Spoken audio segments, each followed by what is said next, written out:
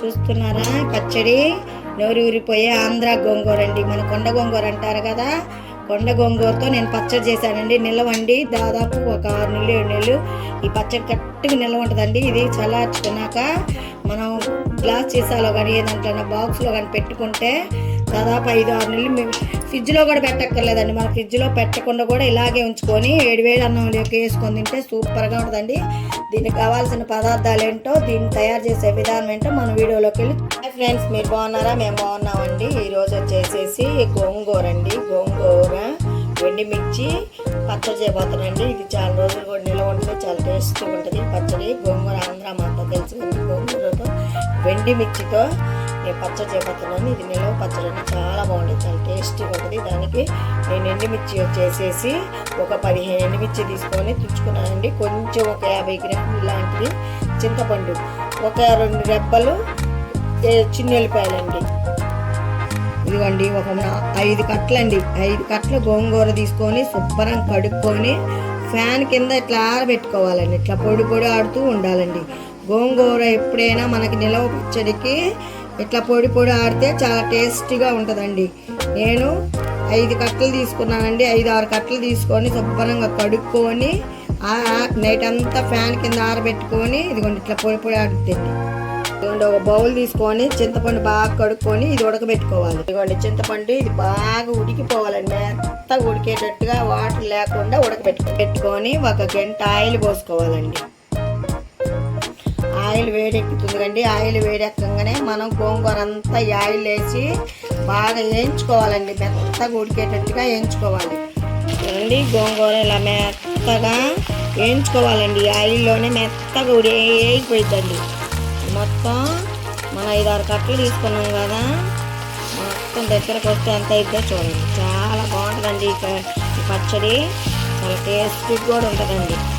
చూడండి మనకి చక్కగా వేగిపోయిందండి. ఇది ఇట్లా మెత్తబడిపోవాలి. చూసారా ఎంత దగ్గరకు వచ్చేసింది గోంగూర అంతా. మన 5-6 కట్టలు తీసుకున్నా కూడా కొంచెం కూడా అవ్వలేదండి. ఇది ఒక బౌల్లోకి ఇప్పుడు తీసేసుకుందామండి. ఇదంతా ఇప్పుడు దగ్గరకు వచ్చేసిందిగా తీసేసుకొని ఇదిగోండి ఒక ప్లేట్లో పెట్టేసుకుందామండి. మనం ఈ ప్లేట్లోకి తీసేసుకొని పక్కన పెట్టేసుకుందాం. అదే బాండీలో మనం కొంచెం ఒక 2 స్పూన్లు మళ్ళీ ఆయిల్ పోసుకోవాలి. ఆయిల్ వేడెక్కాక మనము 10-15 ఎండుమిర్చి తుంచుకున్నాం కదా, అవన్నీ వేయించుకోవాలి. ఇదిగోండి ఇవి ఎర్రగా వేయించుకోవాలండి. లైట్గా మనకి దోరగా వేయించుకోవాలి. చూడండి చక్కగా మనకి వేగిపోయి వచ్చినాయి కదండి. ఇట్లా కలర్ చేంజ్ అయ్యాక కొంచెం కరివేపాకు అండి, 2-3 రెబ్బలు కరివేపాకు కూడా వేసుకొని వేయించుకోవాలి. వేగిపోయినాయండి. సిమ్లో పెట్టుకొని వేగిపోయినాయి కదా, తీసేసుకొని పక్కన పెట్టేసుకున్నాం.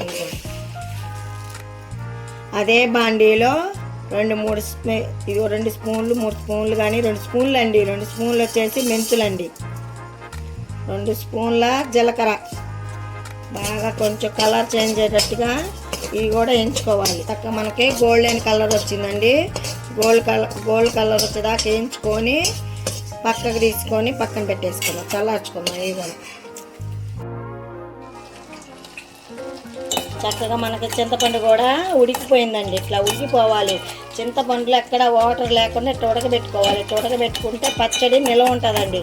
వాటర్ కండిషన్ వాటర్ ఉన్నాయనుకోండి, చింతపండు వాటర్ ఉంటే మనకి పచ్చడి పాడైపోయింది. అందుకని వాటర్ ఇక్కడ లేకుండా ఇట్లా చిక్కగా ఇట్లా ఉడకబెట్టుకోవాలి. ఇప్పుడు ఉడికిపోయిందండి, కట్టేసుకుందాం. వేయించి పెట్టుకున్నాం కండి. ఇది మనం మెత్తగా పొడి చేసుకోవాలి. చక్కగా మనకి అవి మిక్సీ పట్టేసాక దాంట్లో మనం ఎండుమిర్చి అవి కూడా వేసుకోవాలండి. రోలు ఉంటే రోట్లో దంచుకోవచ్చు అండి. నేను రోట్లో దంచుకోకుండా మిక్సీ పట్టేస్తున్నానండి. చాలా చూడండి అది మెత్తగా మెదిగిపోయింది కదా. ఇప్పుడు ఆ చింతపండు కూడా మనం గుజ్జు కూడా ఉడకబెట్టుకున్నాం కదా, ఆ చింతపండు కూడా ఇలా వేసేసుకోవాలి. చూడండి మనం తగినంత ఉప్పు వేసుకోవాలండి. తగినంత ఉప్పు వేసుకొని మిక్సీ పట్టేసుకోవాలి. ఇదిగోండి మనం ఉప్పు వేసుకున్నాం కదా, ఉప్పు వేసుకున్నాక గోంగూర అంతా మనం వేయించుకొని పక్కన పెట్టాక గోంగూర మొత్తం వేసేసుకోవాలండి. ఇలా ఓకే 10-15 చిన్నెల్లిపాయలండి, 10-15 రెబ్బలు చిన్నెల్లిపాయలు. చూడండి చక్కగా మనం అదే బాండీ పెట్టుకొని ఇప్పుడు తాలింపు పెట్టుకున్నామండి. మిక్సీ పట్టేసుకున్నాం కదా, తాలింపు కోసం ఒక పావు కిలో నూనె పట్టిద్దండి. గోంగూర కదా నిల్వ ఉండడానికి పావు కిలో నూనె. ఆయిల్ వేడెక్కాక 2-3 ఎండుమిర్చి తుంచేసుకోవాలండి. 2-3 తుంచేసుకోవాలి. కొంచెం 4 మెంతులండి, కొంచెం ఆవాలు, కొంచెం 1 స్పూను జీలకర్ర, పచ్చగా దంచుకున్న చిన్నెల్లిపాయలు చూడండి. తాలింపు కూడా మనం మగ్గిపోయిన దానికి పచ్చడి వేసి పెట్టుకున్నాం కదా మనం. చక్కగా పచ్చడి దీంట్లో వేసేసుకొని బాగా కలుపుకోవాలండి. చక్కగా మనకి గోంగూర పచ్చడి అయిపోయిందండి. నిల్వ ఉంటుందండి ఇది. మనం ఎక్కడ వాటర్ కూడా వాడకుండా చక్కగా మనం రెడీ చేసుకున్నాండి. ఎంత చూడండి చక్కగా ఎంత బాగుందో గోంగూర పచ్చడి. ఇది దాదాపు 1-2 నెలలు కూడా నిల్వ ఉంటుందండి. ఇలా పెట్టుకొని సీసాలు పెట్టుకొని చల్లార్చుకున్నాక సీసాలు పెట్టుకుంటే చక్కగా రెడీ. చాలా బాగుంటుందండి. వేడి అన్నంలోకి వేసుకొని కొంచెం నెయ్యి వేసుకొని తింటే సూపర్గా ఉంటుందండి. చాలా టేస్టీ కూడా ఉంటుందండి. ఒకసారి ఇలా ట్రై చేయండి, చాలా బాగుంటుంది. గోంగూర పచ్చడి తిన్నోళ్ళు కూడా తింటారండి. చాలా నోటికి పుల్లగా చాలా టేస్టీగా ఉంటుంది ఈ పచ్చడి మాత్రం. గోంగూర పచ్చడి నిల్వ కూడా ఉంటుంది. పిల్లలకు పొద్దున్నే బాక్స్కి మనం లేచినా లేకపోయినా ఒక లేవలేదనుకోండి, లేవనప్పుడు దాదా చూడండి. ఇప్పుడు ఉప్పు చూసుకోవాలండి. నాకు కొంచెం ఉప్పు తక్కువైనట్టు అనిపించింది.